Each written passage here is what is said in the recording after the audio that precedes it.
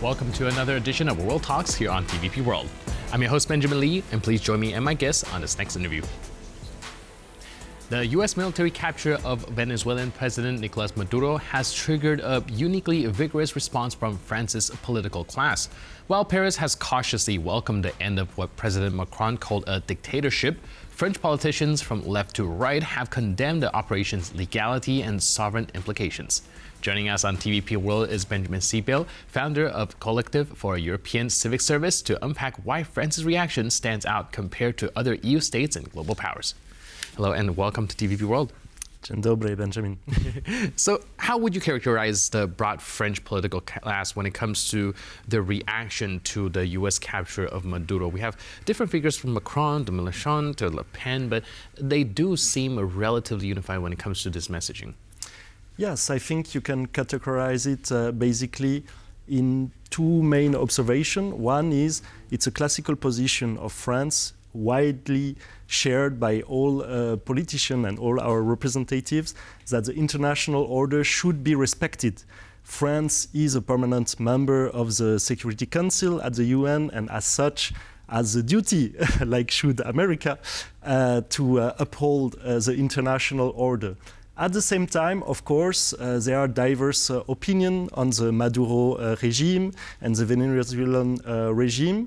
In general, most of the parties, the center-right, the far-right, also the center-left, agree that this was a dictatorship, that the people of Venezuela seems quite happy, maybe relieved from the power of Maduro. But it's also true that on the far left of the spectrum, Mr. Mélenchon, he used to consider himself a personal friend of Hugo Chavez. Back in the days, they met several times. And since then, even if he took some distance from Maduro, especially after the attack against the legitimacy of its election, he continued to support and uphold this government. Right. Now, we do have a statement from the spokesperson of the French government sound off on this exact topic, so let's take a look. France's position, once again, is clear. President Trump's action contravenes international law. We have always defended and will continue to defend international law because it's a condition for global stability and peace. That said, this concerns a dictator, and we have taken that into account. His departure is, these are the words of the President of the Republic, good news for Venezuelans. And third, we do not merely, once again, condemn or comment, as some do in France, on what has happened. We have a position of clear-eyed realism, and therefore we must once again rearm France and Europe to enable them to be more sovereign. Then we must look ahead to the post-Maduro period and allow the Venezuelan people, this is the France's position, to regain their complete popular sovereignty.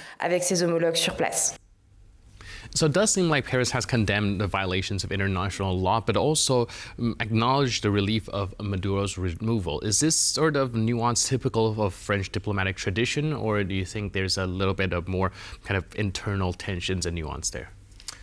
I wouldn't say so. Actually, if you looked in the last 2 years, as many countries from what you could call the Western world, Paris and President Macron has been quite supportive of the Venezuelan opposition. Actually, its declaration following the one of President Trump was, like it was said, to salute the maybe newly found freedom of the Venezuelan people, remind everyone of the need of respect the international order, but also an affirmation from President Macron that Venezuelan opposition, and especially Mr. González, that was, according to the official position from Paris, elected in the last election against Mr. Maduro, needs to be part of a solution, something which has been totally swayed off up to now by American authorities.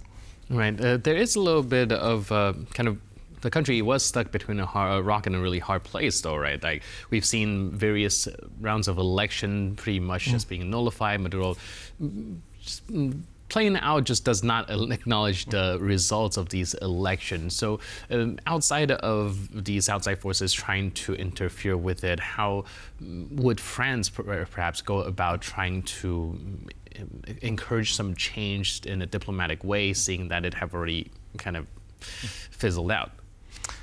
I think the question goes maybe beyond only the situation of Venezuela, because what is the most striking, at least from a French perspective and for the French public, is that again America is not respecting the international order and is striking alone against actually the Article 2 of the Charter of the UN, which forbid any use of violence and even use of the threat of violence outside the international recognized order. So I think that is what currently is the most important in the French reaction, but also the one of many other places in the world.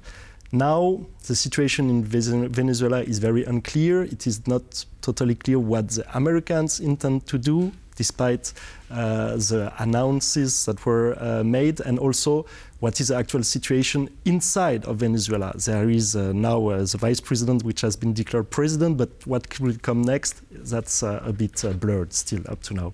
Right.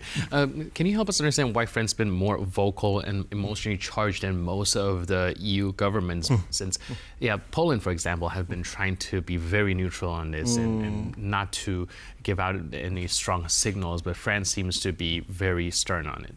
It's mostly tied to two things.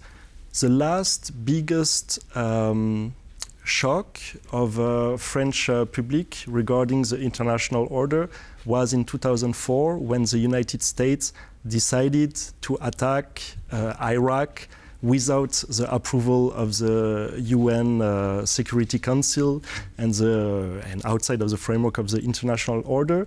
And the French public reminds this and was actually very much agreeing with President Chirac and his Minister of Foreign Affairs at the time, Mr. Villepin, that this was the right choice for France to oppose this break up of the international order. Of course, it was a very isolated position at the time inside of the European Union, because many countries now members or at the time already member of the Union decided to join the coalition of the willing created by the United States. So probably this is the most important, because, and actually if you look at what Mr. Mélenchon says, because he has created a protest this evening in Paris in support of President Maduro, and he said this is again the Americans attacking a country just to get some oil.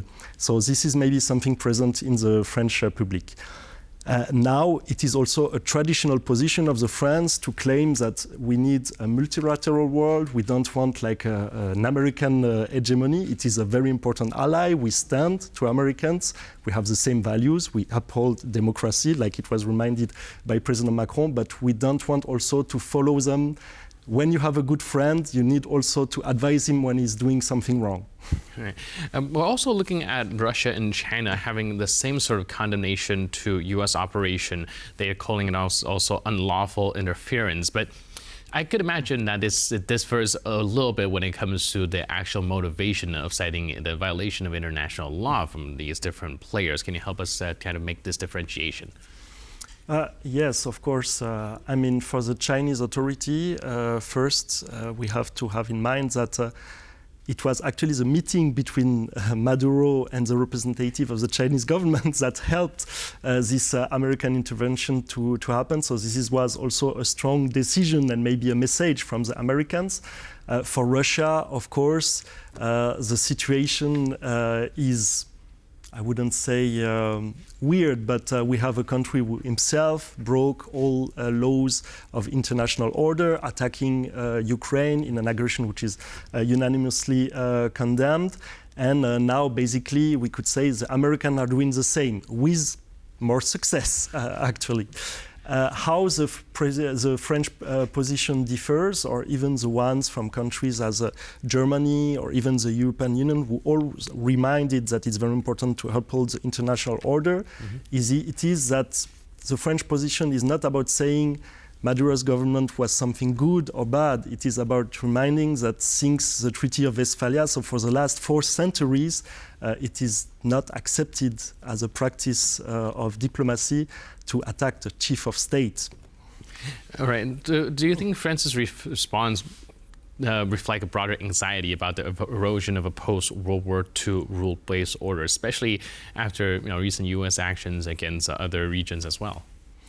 I mean, this was the main element that was brought up to the public by condemning the war of aggression of Russia against Ukraine.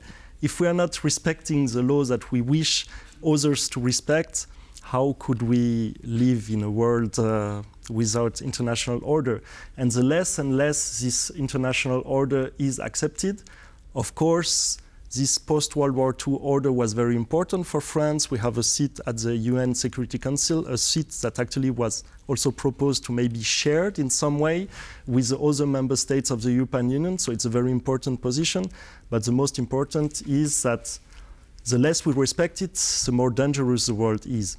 Right, and we're already seeing this trend, right? Be it the United States, be it Russia, and even China are seemingly trying to toss all of these rules aside. Now, with the major players all opting to flex their power instead of following these rule-based order, how do you think Europe should navigate all of this?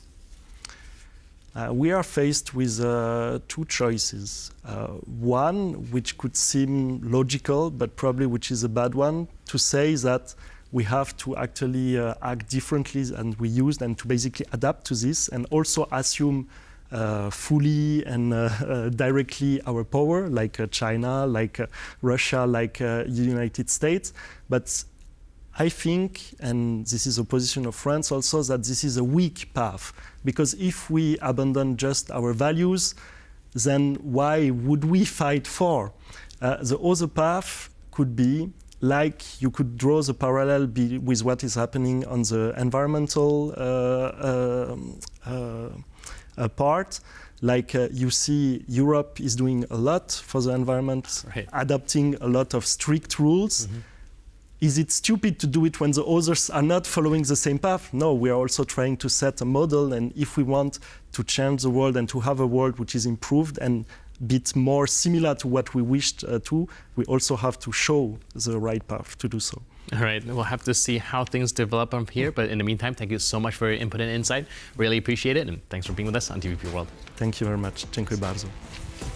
And thank you for tuning into this edition of World Talks. But for more news, update, and commentary, please stay tuned to TVP World.